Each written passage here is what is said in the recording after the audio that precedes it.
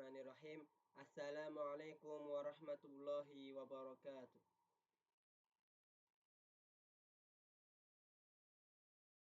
Pada kesempatan kali ini, saya akan menjelaskan sedikit atau mempresentasikan tentang IP address dan MAC address. Sebelumnya, mungkin kalian telah mengetahui tentang IP address. Akan tetapi di sini agak berbeda karena pada kali ini saya akan mempresentasikan atau memberikan sedikit pengetahuan kepada kalian tentang MAC address.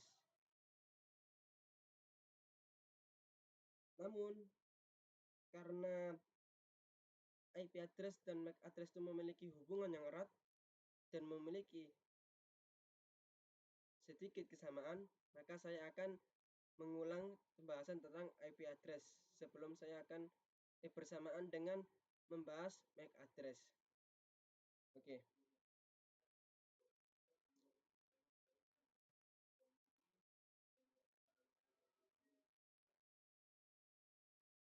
Pertama, apa itu IP address?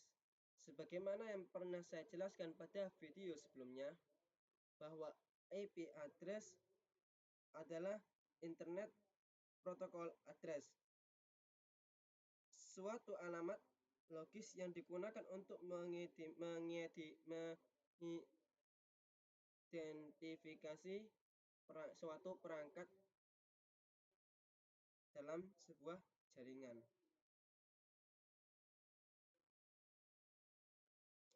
IP itu terbagi menjadi dua, yaitu IP statis atau yang tetap dan dinamis atau otomatis yang diberikan oleh DHCP server sebagaimana yang telah saya jelaskan di video sebelumnya tentang DHCP server. Oke. Contoh IP. Sebelumnya saya telah memberikan pengetahuan kepada kalian bahwa IP itu terbagi menjadi dua, IP versi 6 dan IP versi 4. Contoh IP versi 4 adalah 192.168.1.1, yang mana ini terdiri dari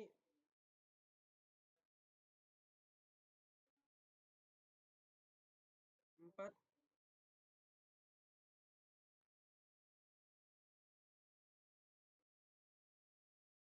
bits. Oke. Lanjut setelah itu contoh IP versi 6. Contohnya di sini adalah 2001.1 2 DP 8.2 0.21. Oke.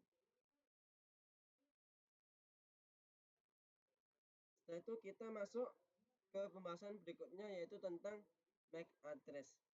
Apa itu MAC address? MAC address adalah Media Access Control Address.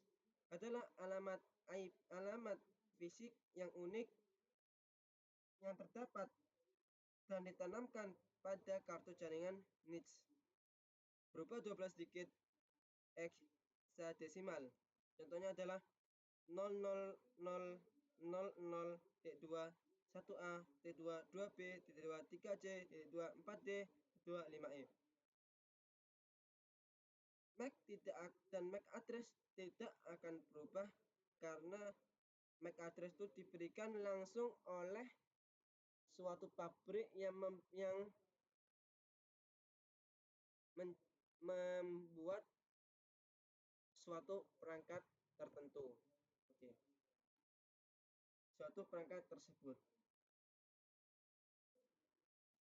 Di sini saya akan menjelaskan fungsi MAC address dan fungsi IP address. Fungsi IP address bagaimana yang telah saya jelaskan pada video sebelumnya, bahwa memiliki 3 fungsi. Pertama, mengidentifikasi perangkat dalam sebuah jaringan secara logis. Yang kedua, menentukan jalur komunikasi antar perangkat. Ketiga, memungkinkan perangkat dari jaringan lokal maupun internet saling terhubung. Fungsi kedua adalah tujuan pertama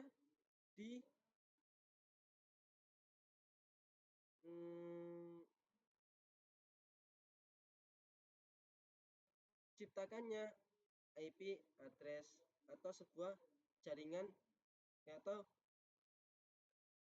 sebuah jaringan komputer. Oke. Kedua, sini saya akan memberikan penjelasan tentang fungsi MAC address, yaitu sebagai identitas unik perangkat. Sebuah perangkat digunakan di data link layer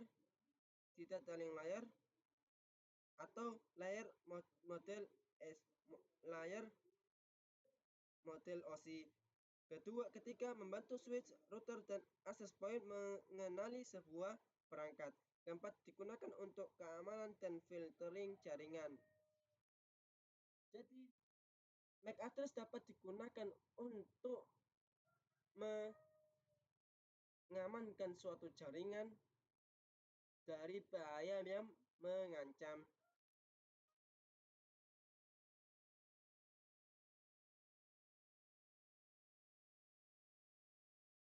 Kemudian saya akan menjelaskan perbedaan antara IP address dan MAC address. Perbedaan ini berdasarkan atas 4 landasan utama. Pertama, dari sifat. Kedua, dari yang menetapkannya atau yang memberikan keduanya. Ketiga adalah level OSI, dan keempat adalah bentuknya. Oke. Yang pertama, pada sifat IP address itu adalah alamat alamat logis yang dapat berubah sesuai yang ditentukan oleh pembuatnya. Sedangkan MAC address adalah alamat fisik tetap dan unik yang tidak dapat berubah kapanpun dan dimanapun. Oke. Kedua, pada yang menetapkan penetapannya. Maka jika IP address itu ditetapkan oleh setiap individu yang mengatur server atau DHCP server, maka MAC address itu diberikan oleh setiap orang yang membuat atau menciptakan suatu perangkat. Di sini contohnya adalah pabrik itu sendiri. Ketiga, level OSI. Jika level IP address itu bekerja pada layer 3, yaitu network layer, maka MAC address itu bekerja pada layer 2, yaitu data link layer. Dan bentuknya, sebagaimana yang saya jelaskan di sebelumnya tadi, di awal-awal, bahwa IP address memiliki bentuk 4, IP versi 4 memiliki 4 bit. Sedangkan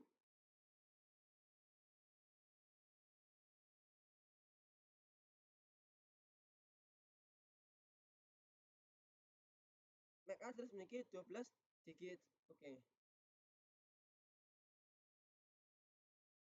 Lanjut kita ke analogi sederhana. Jika MAC address seperti nomor seri unik pada KTP tidak bisa diubah, namun IP address seperti alamat rumah sementara bisa berubah sesuai tempat tinggal dan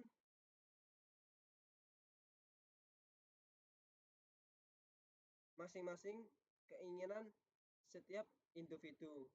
Oke.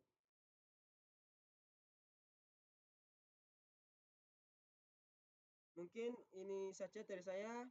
Semoga bermanfaat. Dan jangan lupa like dan subscribe video saya kali ini. Mungkin tidak seberapa, cukup bagi kalian